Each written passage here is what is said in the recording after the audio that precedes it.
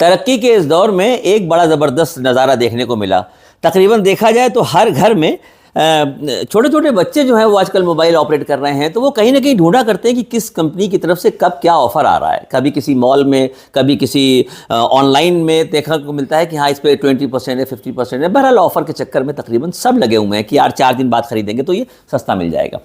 تو مجھے لگا کہ جب سبھی آفر کے دیوانے ہو رہے ہیں تو کیوں نہ کچھ اور چیزیں بھی بتائی جائیں جو ہو سکتا ہے کہ ان کی زندگی میں کچھ نہ کچھ بدلاؤ لا سکیں. جیسے سب آپ جانتے ہیں کہ یہ شعبان کا مہینہ چل رہا ہے, اور شعبان کے مہینے میں جو 15 شعبان کی رات ہے, کیا کہنے, مطلب آپ یوں سمجھیے کہ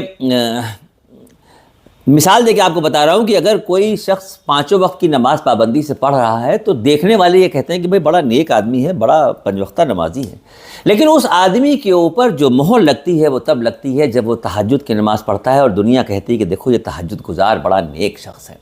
تہجد کی نماز کیا ہے؟ تہجد کی نماز کا مطلب یہ ہے کہ فجر کی نماز سے پہلے کا ایک ایسا وقت جو رات کے اندھیرے میں بندے اور اللہ کی ملاقات کے تعلق رکھتا ہے.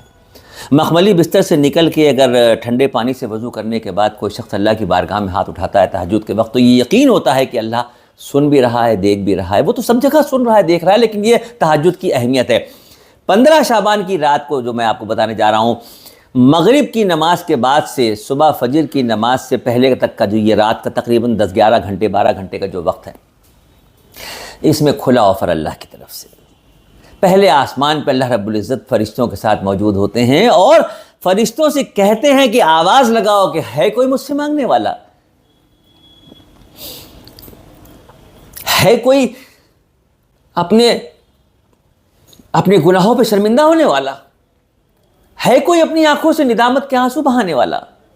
جبکہ یہ سمجھ لیجئے کہ احساس ندامت ایک سجدہ, آنکھیں نم, اے خدا تجھ کو منانا کس قدر آسان ہے.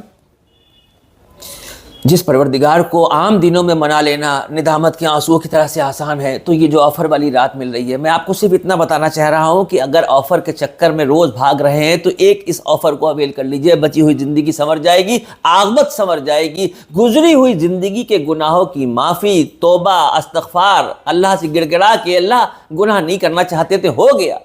شیطان نے بہکایا, گمراہی کے دلدل میں, مولا نکال لیجئے. آج آپ نے اگر آفر کہا ہے, اگر فرشتے آواز لگا رہے ہیں تو ہم اس پہ لبیک کر رہے ہیں. اللہ ہم حاضر ہیں اللہ, اپنے گناہوں کی شرمندگی کے ساتھ حاضر ہیں, ندامت کی آنسو آنکھوں میں ہیں, صرف اس یقین سے کہ آپ سب سے بڑے معاف کرنے والے ہیں, رحم کرنے والے ہیں, رحیم ہیں, کریم ہیں, رحمان ہیں, رزاق ہیں, مسبب الاسباب ہیں, پروردگار ہیں, پالنہار ہیں, ترقی کی منزلوں پہ لے جانے والے ہیں, کتاب ہدایت کی عطا کرنے